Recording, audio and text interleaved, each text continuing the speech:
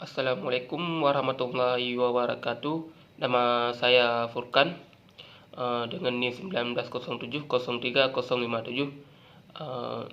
Di sini saya ingin memenuhi tugas ujian tengah semester MK Ekologi Perairan. Nah, pada pemateri pertama pada Bapak Farid Kamal Muzaki tentang ekosistem mangrove.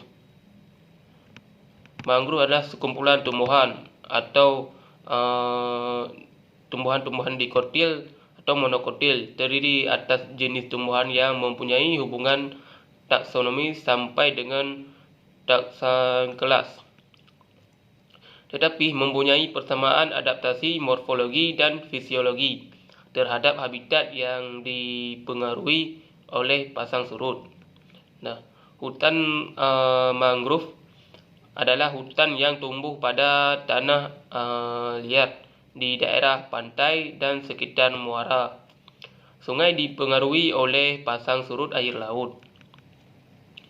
Karakter mangrove dapat dipengaruhi oleh beberapa faktor, yaitu faktor salinitas, kadar garam, faktor substrat, yaitu seperti kandungan organik, tinggi oksigen, dan keasaman pH.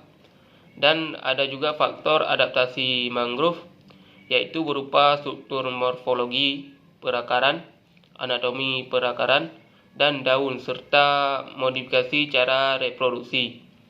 Adaptasi struktur morfologi perakaran, akar panjang, pneumatrophere, akar lutut, dan akar papat.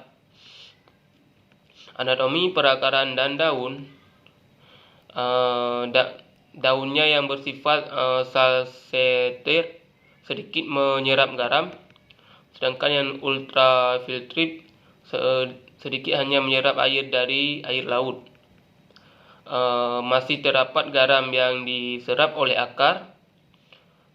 Selektivitas ini disebut tidak sempurna.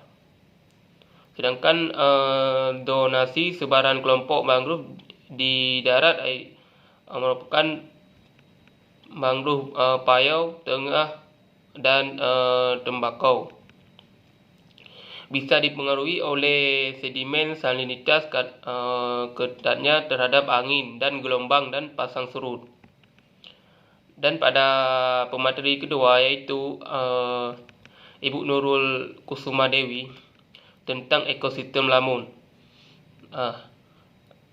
Ekosistem lamun adalah tumbuhan tingkat tinggi yang tumbuh dan hidup terbenam di lingkungan laut atau di dalamnya laut. Padang lamun atau hamparan tumbuhan lamun yang menutupi suatu area pesisir atau laut. Ekosistem lamun sistem ekologi yang memiliki hubungan timbal balik antara abiotik dan biotik. Sedangkan fungsi ekosistem lamun ada 5 macam, yaitu fungsi fisik, penahan erosi, pereda gelombang, dan kedua fungsi kimia, tempat terjadinya proses daur ulang, penghasil oksigen, merupakan produk dari fotosintesis, sebagai tempat mencari makan. Dan fungsi biologi itu sebagai tempat mencari makan, sebagai sumber plasma.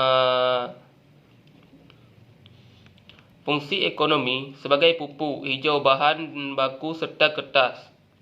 Sedangkan fungsi wisata itu sebagai tempat wisata alam dan keseruan penelitian.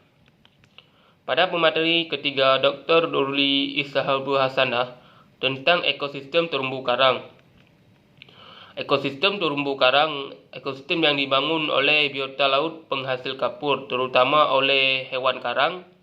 Hewan karang yang merupakan penyusun utama terumbu karang, yang terdiri dari polip dan skeleton.